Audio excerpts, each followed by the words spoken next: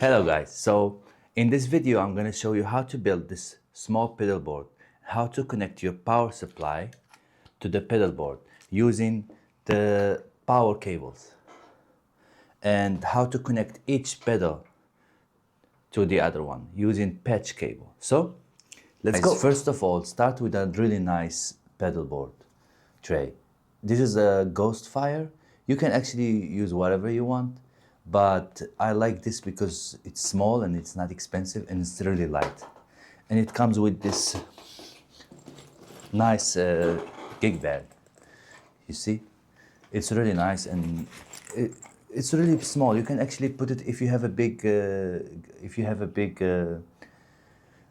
gig bag for your guitar. You can actually put it on there. So first of all, get a nice one, yeah, and then secondly, a power supply. This is not the best in the market, but this will do the job. If you have few pedals, I think this one will be okay. Like, it's not gonna be noisy. Hello. What's up? My cat needs attention. So come here. So this one, yeah. We normally, you can put it. I put it in the. Yeah. Take your power supply and put some Velcro here, and then put it here. Yeah. So now, I don't know if you can see it, but yeah, you can see it. And then pedals. This is a tuner pedal. This is a tuner pedal. The first in the chain. If you have a tuner, put it the first in the chain. Yeah. And then it comes the overdrive. I'm using the Marshall Governor. This is just it gives you more amp. Like, it's nice. You can clean it. It can clean up. It's like an amp in a box. And I'm sure everybody knows about this. So you can see there is input, output. Just ignore this one. If you see other pedals, like for example, this Bad Monkey, it has one input here and two outputs. See here, one for the amp, the mixer, and one for the amp. But some pedals come with like one input and one output. And you can see here, there is in and out.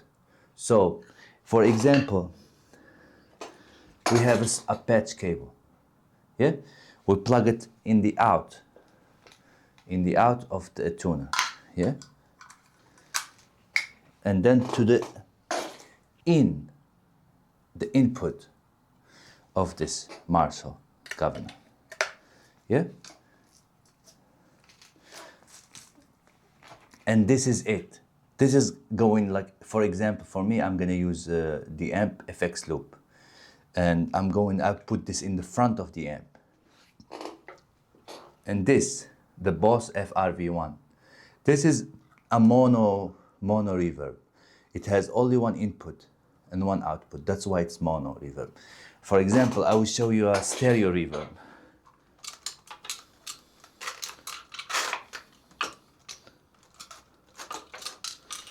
This is a Keeley Hydra. This is a stereo reverb. So you can see it has two inputs and two outputs. These, just ignore them. Two outputs. So this is the difference between a stereo reverb and a mono reverb. There is a lot of differences, but this is the most noticeable difference you will see.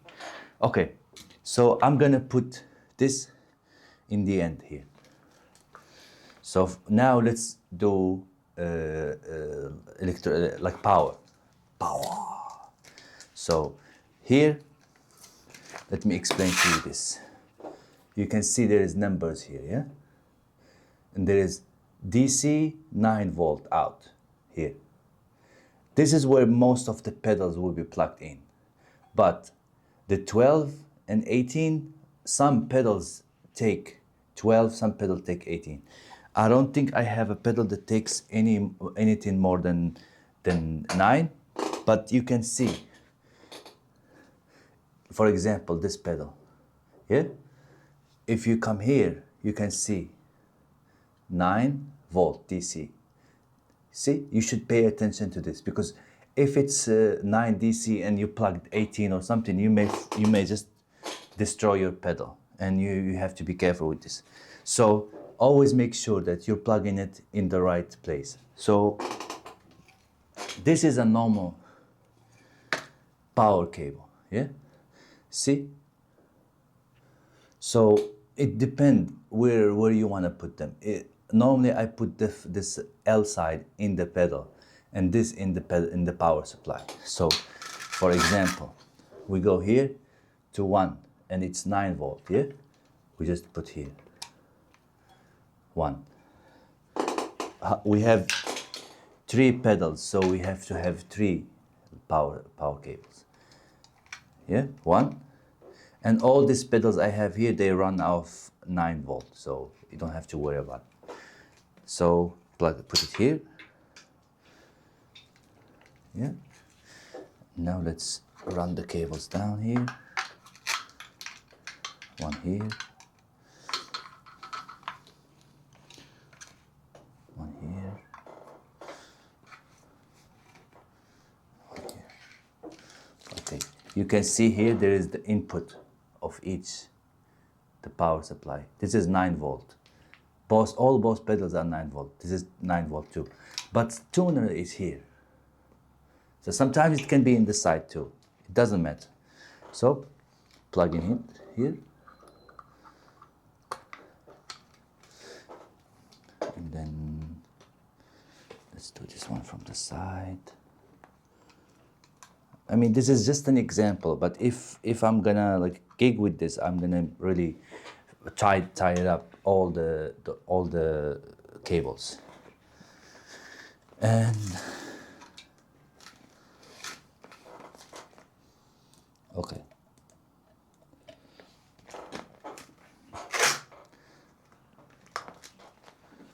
Okay, now we're done with the pedal board.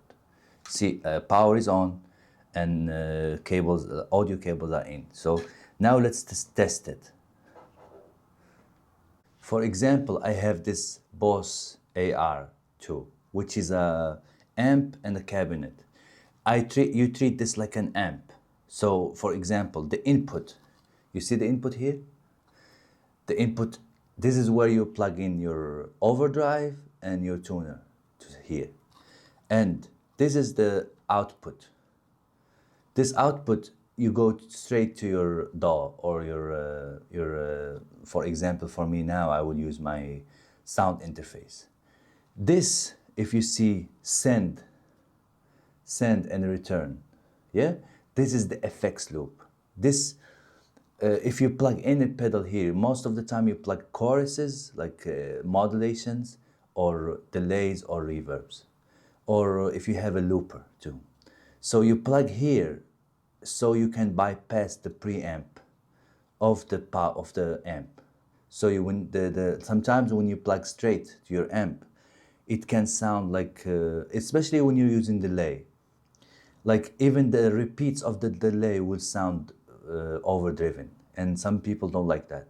Some people do it, some don't. For example, me, I always plug to the FX loop because I like clean reverb and a clean delay. So for example, now we have the pedal board. So these are the overdrive and the tuner. This goes straight to your amp. The input of the amp, I will put it here. From the output of your overdrive to the input of the amp. And this goes to the effects loop. Sometimes it can be in the back of the amp. If, for example, you want to go straight, all of them in front of the amp. Like, for example, if you have a Fender amp, it's okay, it has a reverb. You probably will not use this. But if you have a Fender amp or like a amp that has a headroom, a lot of headroom, that you can, in a way, it will not be overdriven so easily. So you can just take the output of the overdrive straight to this. And now you have everything in front of the amp. So I think it's not hard to remember. Now everything is in front of the amp. If you plug this in, if you remove this, You plug this in front of the amp, this in the FX loop, which is we call it the back of the amp. And most likely all the amps that you may see, they're all always on the back of the amp. I will show you pictures because I don't have a real amp in front now here, but I think you will get it. So let's hear it. This is clean tone, only using the amp. For example, for me now, I'm using the Boss AR2. Like, treat it as an amp.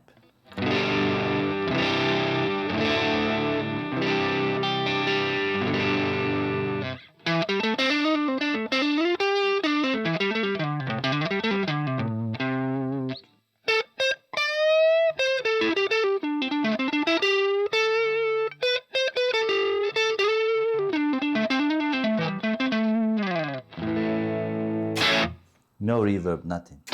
Dry as a desert. So let's now put the reverb on, which is, for example, now I'm using the Boss AR1. Yeah.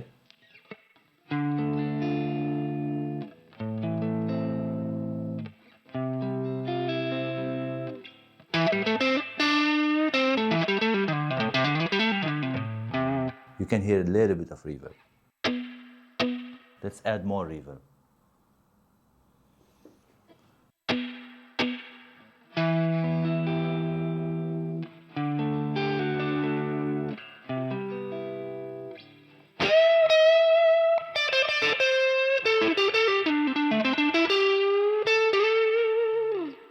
Now let's try the overdrive. For example, now I'm using the Marshall Governor.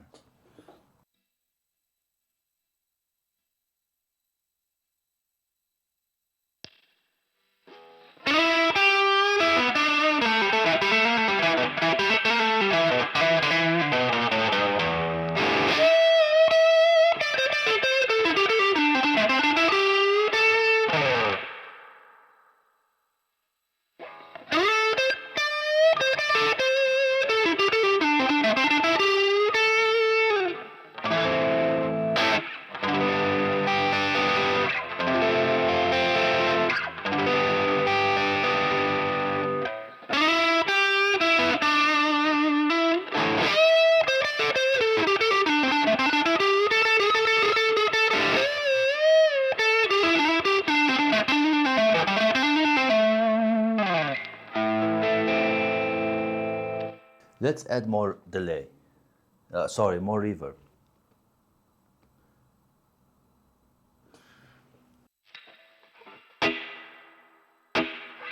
I feel for me this Pedalboard, it's a really nice example. If you have a gig where you can play like blues, like rhythm, or something simple, you can actually change the like, depend on which overdrive you like. For me, for example, I would go with something like not the Boss, not the Marshall, but if I'm going to a gig, I always take my big pedalboard because I can. If you can actually take all the gear that you're comfortable with, I recommend 100% just take it. But if it's like inconvenient for you to have a big rig, I think this pedalboard smaller. You can actually go smaller than this, but I think you can do it. But for me, I can actually take my big pedalboard because most of the gigs are just around here. I don't have to carry, like, I don't have to be minimalist with my gig.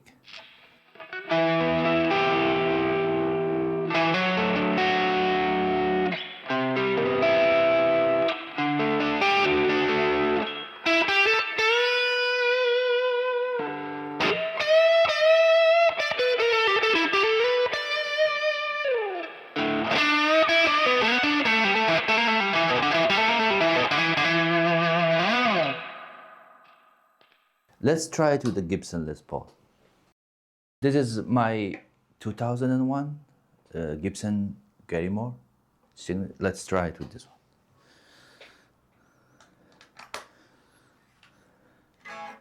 Let's see if it's in tune, you know? Because this is the most important thing. When you're in a gig, you have to be always in tune. Because, I don't know, like, you have to. Like, for me, I can't live without a tuner. Don't use those clip-on tuners. They are okay, but if it's there's a lot of vibration in the stage or like in the place where you're playing, sometimes they can be wrong. This is what's good about it. It's like it's mute your signal, like, and you can talk to the you can talk to people, you can tune in peace, you know. So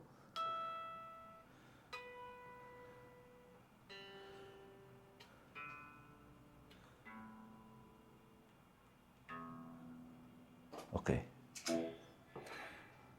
let's start from the beginning. This is clean, no delay, no reverb, and no overdrive.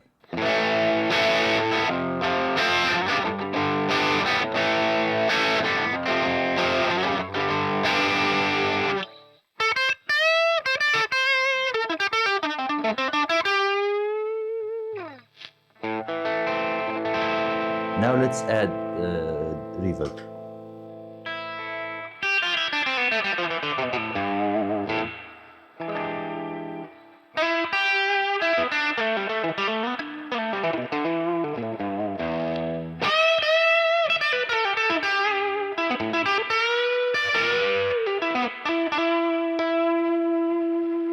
Marshall government.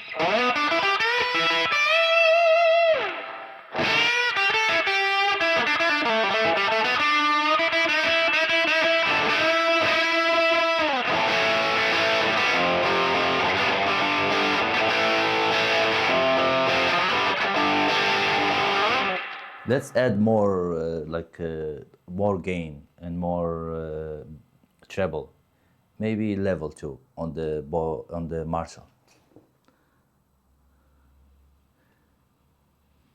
So now level is 1 o'clock, treble is 1 o'clock, the mids are like 3 o'clock, and bass is like flat as a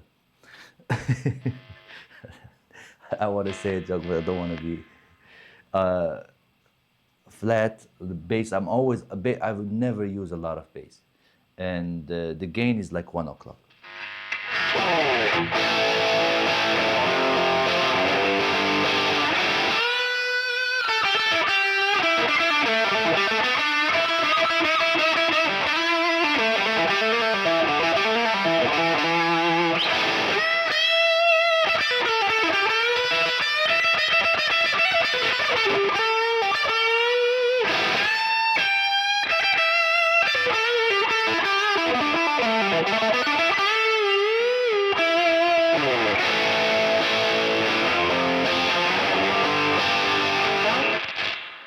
So when you add more, sometimes when you add more overdrive, like when you add, like push it a little bit more, the reverb can be noticeable. So I think for me, the higher the gain you go, the less reverb you use in a way, so it can stay like tighter. So let's lower the reverb a little bit.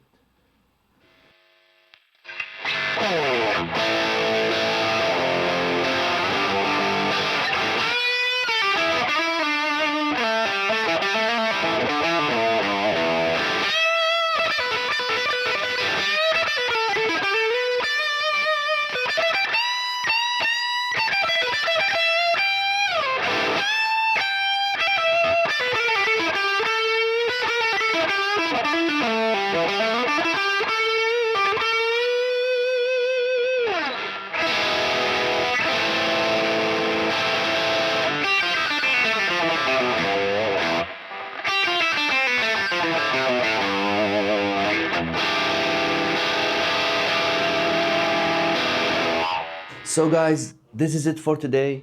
I hope this video was helpful, and let me know in the comments, do you use real pedals like these, like these, or you're like into the multi effects? Both are good. This is actually more reasonable to use, but they, in my opinion, they never sound the same like real things, you know. And maybe just me, but most people would agree with me. So anyway, let me know what's your favorite pedals in the meantime, and what you think about this video, and what you think about the whole thing about pedal boards. Some people like it just go straight to the amp, but anyway, cheers and see you soon.